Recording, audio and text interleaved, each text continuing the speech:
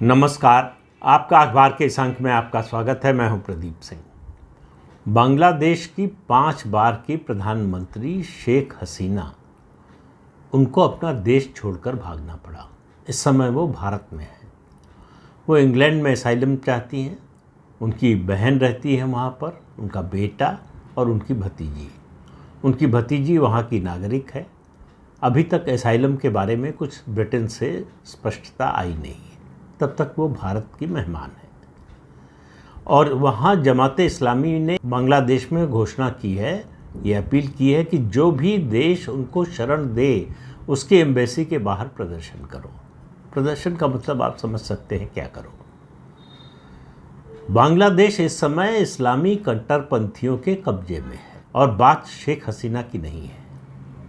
बात भारत के लिए और पूरी दुनिया के लिए ये बहुत बड़ा संकेत है कि आने वाले समय में क्या होने वाला है। इस्लामिक कट्टरपंथियों का थोड़ी सी संख्या क्या कर सकती है, ये आपको बांग्लादेश में दिखाई दिया कि एक निर्वाचित सरकार के प्रधानमंत्री को अपना देश छोड़कर जाना पड़ा। बहाना बनाया छात्रों के आरक्षण का। आरक्षण का मुद्दा दरअसल ये था ही नहीं।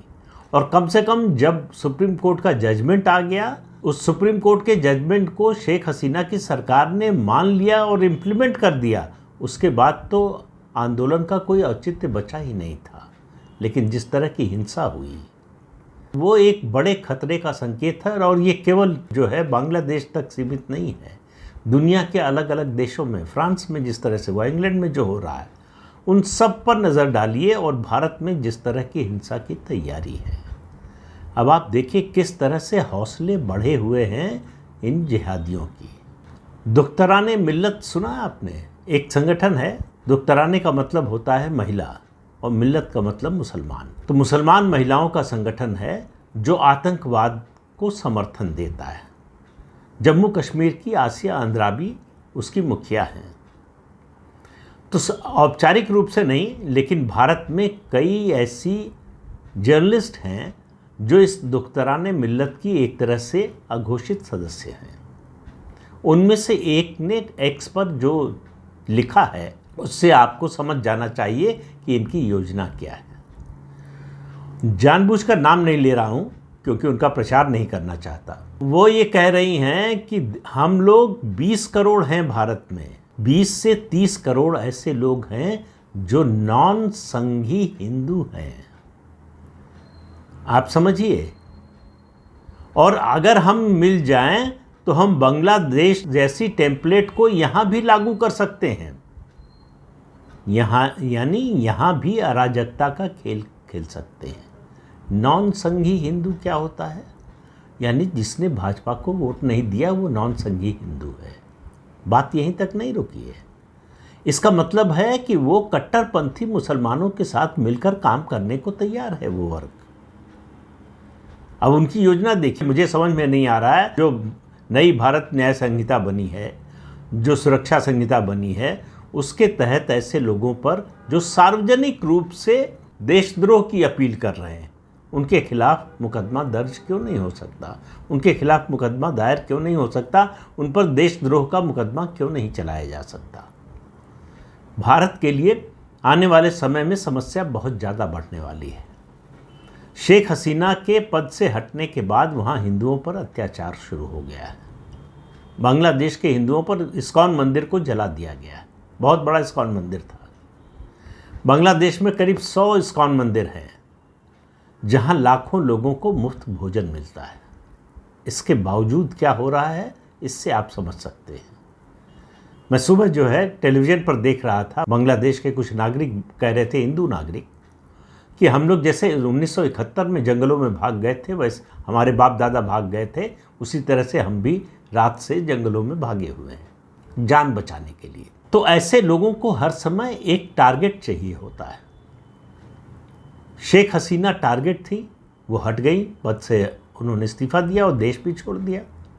उनके बेटे का बयान एक चैनल पर आ रहा था, उसने कहा Sheikh Hasina is done with Bangladesh.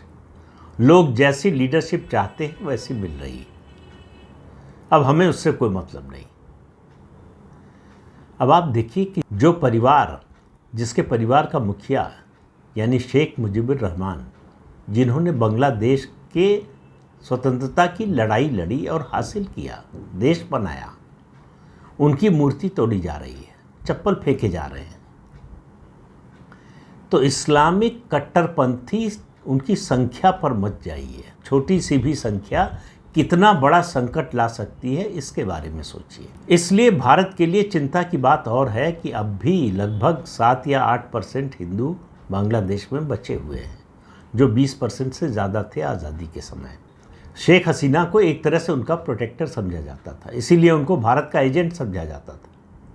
उनके रहते हुए भी हिंदू सुरक्षित नहीं था पूरी तरह से, तो उनके हटने के बाद कैसे सुरक्षित रहेगा, इसकी आप सहज कल्पना कर सकते हैं।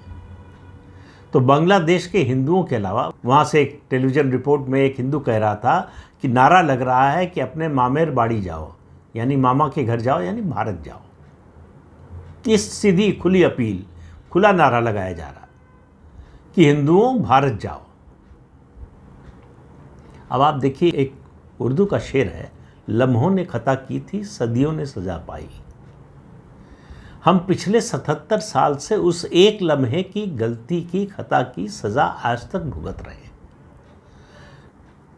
सरदार वल्लभ भाई पटेल और डॉक्टर अंबेडकर, उनके अलावा बहुत से लोग थे, सिर्फ 2 नाम ले रहा हूँ, जिनका देश के विभाजन के समय स्पष्ट मत था कि देश का विभाजन धर्म के आधार पर हो रहा है, तो आबादी का आदान प्रदान भी होना चाहिए।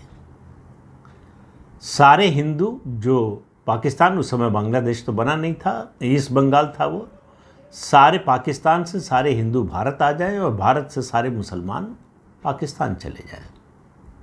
बिना इसके शांति स्थापित नहीं होगी। पाकिस्तान और भारत विभाजन नाम की किताब लिखी है डॉक्टर अंबेडकर ने। उसमें उन्होंने कहा कि जब तक भारत में मुसलमान रहेंगे कभी शांति स्थापित नहीं हो सकती। अब ये किसी आरएसएस के पदाधिकारी का बयान नहीं है, भाजपा के किसी नेता का बयान नहीं है, ये डॉक्टर अंबेडकर का बयान है, जिन्होंने इस देश का संविधान बनाया, जिस संविधान को आजकल विपक्ष के कुछ नेता जेब में या सर पर लेकर घूमते हैं। अगर उन्होंने उनकी किताब पढ़ ली होती, अगर उनका लिखा हुआ पढ़ लिया होता कि मुसलमानों का जो ब्रदरहुड है, पहली बात तो उन्होंने कही कि मुस्लिम समाज एक क्लोज कॉरपोरेशन है जिसमें बाहर वालों के लिए सिवाय हिकारत के और कुछ नहीं है। और उन्होंने कहा कि ये इस क्लोज कॉरपोरेशन में ब्रदरहुड का मतलब सिर्फ मुसलमानों के लिए है, ये यूनिवर्सल ब्रदरहुड में यकीन नहीं करता। इसलिए उन्होंने अली बंधुओं का उदाहरण दिया कि वो राष्ट्रवादी थे, देश की आज़ादी की लड़ाई में शामिल थे, लेकिन उनकी अंतिम इच्छा थी कि उनको जो दफनाया जाए वो इस देश के बाहर, शायद सऊदी अरब या ऐसे किसी इस्लामिक देश का नाम लिया था कि वहाँ उनको दफनाया जाए।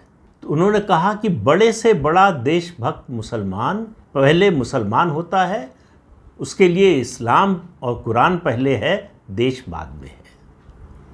और उन्होंने कहा कोई मुसलमान जो है वो देशभक्त नहीं हो सकता, क्योंकि उसके लिए देश बाद में आता है, अपना धर्म अपना मजहब पहले आता है।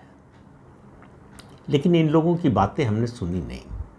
हमने बात सुनी नेहरू और महात्मा गांधी की, और उसका नतीजा भुगत रहे हैं। ये जितने कानूनों को आज खत्म करने की बात हो रही है, बनाया किसने, बनने दिया किसने, इस पर भी तो सोचेंगे। 78 से 82 करोड़ हिंदू जो है वो इस देश में एक तरह से दूसरे दर्जे के नागरिक की तरह जीने को मजबूर है। इस देश में जो परिभाषाएं बनी हैं शब्दों की, धर्मनिरपेक्षता का मतलब है हिंदू विरोध। अगर आप हिंदू विरोधी हैं तो आप धर्मनिरपेक्ष हैं।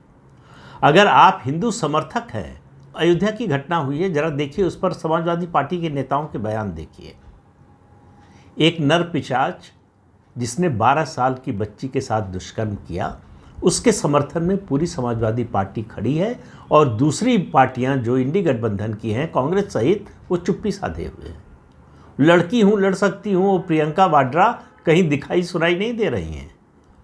वो हाथरस गई थी लेकिन वो अयोध्या नहीं गई। क्यों नहीं गई? क्योंकि वोट बैंक प्रभावित होगा। तो समाजवादी पार्टी के नेताओं ने उत्तर प्रदेश के मुख्यमंत्री पर आरोप लगाया, कहा कि वो दरअसल मुस्लिम विरोधी हैं। तो इस देश में परिभाषा कैसे बनती है आप देखिए। अगर आप हिंदुओं के पक्ष में खड़े हैं, हिंदुओं का समर्थन करते हैं, तो इसका मतलब है स्वतः मान लिया जाता है कि आप मुस्लिम विरोधी हैं। लेकिन अगर आप मुसलमानों के पक्ष में खड़े होते हैं, मुसलमान के हित की बात करते हैं, तो आपको हिंदू विरोधी नहीं माना जाएगा। मुलायम सिंह यादव हिंदू कार सेवकों पर गोली चलवाते हैं, लेकिन कभी उनको किसी भी और नेता ने, किसी भी और इंडी गठबंधन में आज जो पार्टियां हैं उनकी बात कर रहा हूं, और उनके साथ जो पार्टियां उस समय उनका साथ दे रही थी, समर्थन कर रही थी, कांग्रेस सहित सबकी बात कर रहा हूं, किसी ने आज तक आपने किसी का बयान सुना कि उसने कहा हो कि मुलायम सिंह यादव हिंदू विरोधी थे? लेकिन जब उत्तर प्रदेश विधानसभा में खड़े होकर उत्तर प्रदेश के मुख्यमंत्री योगी आदित्यनाथ कहते हैं कि मैं हिंदू हूँ, मैं ईद नहीं मनाता, तो उनको मुसलमान विरोधी कहा जाता है। वो जब एक बलात्कार के आरोपी के घर पर बुलडोज़र चलता है, जो अवैध निर्माण है उस पर, तो उनको मुस्लिम विरोधी कहा जाता है। ये बनाया है देश 77 साल में हमने, और हमको कोई एतराज़ नहीं है। हम बड़ी राजी खुशी से जी रहे हैं। हम प्रतिरोध करना भूल गए हैं। वो शायद इसलिए कि आज़ादी हमको बड़ी आसानी से मिल गई, बिना किसी बड़े संघर्ष के मिल गई। संघर्ष किया जो लोग फांसी पर चढ़े, संघर्ष किया सुभाष चंद्र बोस ने, जिन्होंने देश से बाहर जाकर पूरी सेना तैयार की और उसके बाद चढ़ाई की, अंग्रेज़ों के साथ लड़ाई की।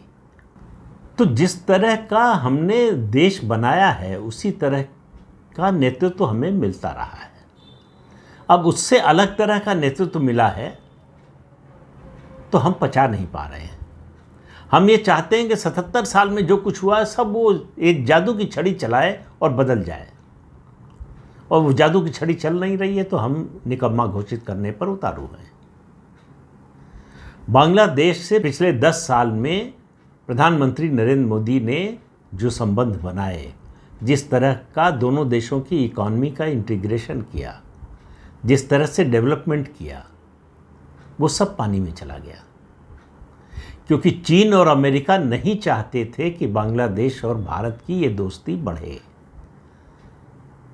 कल भी मैंने कहा था, आज भी कह रहा हूं कि चीन और अमेरिका, खासतौर से यूरोप के भी देश, चाहते हैं कि भारत के पूर्वी जो उसकी सीमा है उस पर एक अराजक स्थिति, एक अस्थिरता बनी रहे। एक तरफ चीन है, दूसरी तरफ पाकिस्तान है, अफ़गानिस्तान है। ये पूरब का बॉर्डर जो है, जो बांग्लादेश से लगता है, लगभग 4096 किलोमीटर की हमारी सीमा है बांग्लादेश से लगती हुई। उस पर अस्थिरता जब तक नहीं बनी रहेगी तब तक भारत को अस्थिर करने में मदद नहीं मिलेगी।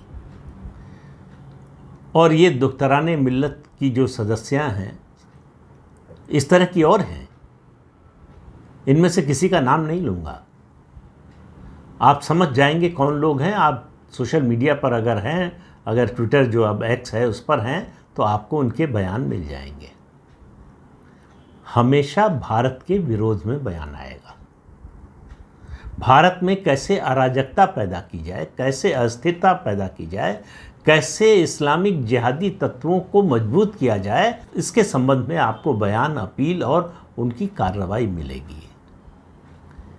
दिल्ली दंगों में इनकी भूमिका मिलेगी। सीए के आंदोलन में, विरोध करने वाले आंदोलन में इनकी भूमिका मिलेगी। लेकिन ये अभिव्यक्ति की आज़ादी के नाम पर कुछ भी बोलने के लिए स्वतंत्र हैं। इस देश में अराजकता फैलाने की अपील करने के लिए भी स्वतंत्र हैं। तो इस नए कानून का फ़ायदा क्या हुआ? अगर ऐसे तत्वों पर हम लगाम नहीं लगा सकते, रोक नहीं लगा सकते, तो फिर इन कानूनों का कोई फ़ायदा नहीं है। और ऐसी आवाज़ों को, ऐसी अपीलों को अगर नज़रअंदाज करेंगे तो एक दिन ये छोटा सा घाव जो है वो इतने बड़े फोड़े के रूप में सामने आएगा कि आपको बहुत बड़ा ऑपरेशन करना पड़ेगा। पता नहीं तब भी उससे स्थिति को संभाला जा सकेगा कि नहीं। तो हम धीरे धीरे स्थिति को खराब होने दे रहे हैं क्या? आने वाले दिनों में अगर ऐसे लोगों पर लगाम न लगाई गई, अगर ऐसे लोगों को उनकी सही जगह पर न पहुंचाया गया, अगर ऐसे लोगों को कानून की ताकत न दिखाई गई, तो आप समझिए कि हम बहुत बड़े खतरे की ओर बड़ी तेज़ी से बढ़ रहे हैं। बांग्लादेश में जो कुछ हुआ है वो भारत के लिए बहुत गंभीर संकट का संदेश है। हमारी पूर्वी सीमा को अस्थिर करने, अराजक बनाने और हिंसक बनाने का प्रयास विदेशी ताकतों का सफल हो गया है और इसमें देशी ताकतें जश्न मना रही हैं। ऐसे लोग हैं जिनको लग रहा है कि बस यही मौका है। देश के प्रधानमंत्री को एक नया नाम दिया गया है, शेख मोदीना। आप समझ सकते हैं कितनी नफरत भरी हुई है मन में, कितनी हिकारत है मन में। तो ये मोदी का विरोध नहीं है, मोदी के विरोध से कोई समस्या नहीं है, ये दरअसल भारत का विरोध है। जो भी भारतीयता की बात करेगा, जो भी भारत की एकता अखंडता की बात करेगा, उसका विरोध होगा। और इन ताकतों को रोकने का प्रयास अगर इस सरकार के कार्यकाल में नहीं हुआ तो कभी नहीं हो पाएगा। लगातार कई मुस्लिम संगठनों के नेता कह रहे हैं कि अगर वक्फ एक्ट को ख़त्म किया गया या संशोधित किया गया तो मुसलमान सड़कों पर उतर आएंगे और देश के दूसरे विभाजन के लिए तैयार रहिए। ऐसी धमकी देने की हिम्मत कैसे हो रही है इनकी? राज्य की वो ताकत कहाँ है जो देश विरोधी आवाज़ों को कुचल सके?